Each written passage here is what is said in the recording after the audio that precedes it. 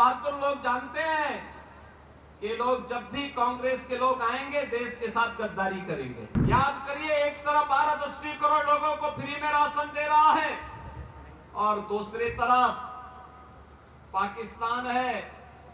भीख का कटोरा लेकर के दुनिया के अंदर भीख मांगने के लिए मजबूर है। कांग्रेस के लोग तो कहते थे कि देश के संसाधनों पर पहला अधिकार मुसलमान का होगा, लेकिन मोदी जी ने कहा नहीं,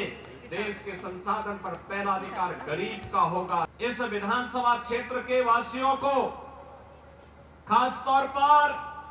भवानी खेड़ा और इस गांव खड़क को इस बात के लिए अभिनंदन करूंगा कि इन्होंने कांग्रेस का खाता खोलने ही नहीं दिया, कभी नहीं खोलने दिया, क्योंकि यहां के बहादुर लोग जानते हैं कि लोग जब भी कांग्रेस के लोग आएंगे देश के साथ गद्दारी करेंगे। इन्होंने अपने राजनीतिक स्वार्थ के लिए देश का विभाजन किया, देश के अंदर हिंदू मानबिंदुओं के साथ खिलवाड़ किया, तुष्टीकरण की हदों को पार किया, विकास के नाम पर केवल अपने घर को भरते रहे और भारत की संस्कृति को, भारत की परंपरा को पोषने के सिवाय भारतवासियों को इन्होंने कोई भी ऐसा क्षण उपलब्ध कराने के लिए कभी प्रयास नहीं किया जिस पर हर भारतवासी गौरव के साथ आगे बढ़ सके। बहनों और भाइयों, आपने 10 वर्ष के अंदर हरियाणा के अंदर देखा होगा, डबल इंजन सरकार के कारण आज यहां पे कनेक्टिविटी बेहतर हुई है, अच्छी सड़कें बन रही हैं, चाहे वह रोड कनेक्टिविटी हो, एयर कनेक्टिविटी हो, IIT, IIM, AIIMS, one district one medical college के निर्माण का कार्य हो, या फिर विकास के साथ साथ हर घर नल की योजना हो, या फिर गरीब कल्याणकारी योजनाओं का कार्य। अगर इन कांग्रेसियों ने ही विकास का कार्य किया होता, गरीबों का कल्याण किया होता, उनके उत्थान के लिए कोई कार्य किया होता, तो मोदी जी को कोरोना कालखंड से अब तक 80 करोड़ लोगों को फ्री में राशन की सुविधा नहीं देनी होती। 80 करोड़ लोग फ्री में राशन की सुविधा प्राप्त कर रहे हैं। याद करिए, एक तरफ भारत 80 करोड़ लोगों को फ्री में राशन दे रहा है और दूसरी तरफ पाकिस्तान है भीख का कटोरा लेकर के दुनिया के अंदर भीख मांगने के लिए मजबूर है।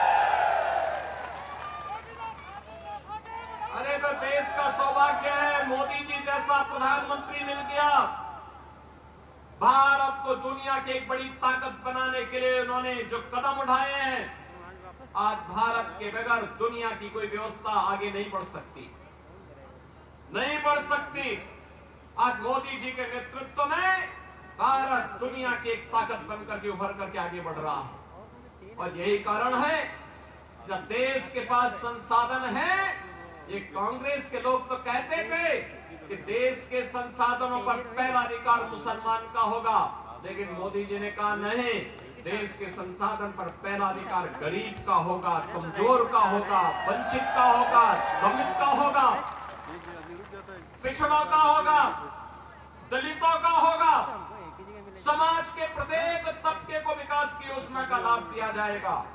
और 80 करोड़ लोगों को फ्री में राशन, 60 करोड़ लोगों को 5 लाख रुपए की आयुष्मान भारत की सुविधा, 12 करोड़ किसानों को किसान सम्मान निधि, 12 करोड़ गरीबों के घर में शौचालय, 10 करोड़ गरीबों के घर में उज्ज्वला योजना के कनेक्शन और 4 करोड़ गरीबों के घर बनकर के तैयार हो गए हैं। उन गरीबों को उपलब्ध करवाया है और कहीं भी मोदी जी ने ये नहीं कहा कि ये मैंने किया। उन्होंने तो कहा कि त्वदीयं वस्तु गोविंद तुभ्यमेव समर्पये, जनता जनार्दन आपने मुझे चुन करके भेजा है, ये आपको समर्पित है। ये भाव था। एक तरफ मोदी जी देश को बना रहे हैं और दूसरी तरफ 60-65 वर्षों तक शासन करने वाली एक कांग्रेस जब भी इन्हें अवसर मिला इन्होंने देश को लूट करके दुनिया के अंदर उस पैसे को कभी स्विच बैंक में पहुंचाने का काम किया और कभी कहीं और जगह पहुंचाने का काम किया। इनको देश इनकी प्राथमिकता में कभी नहीं रहा।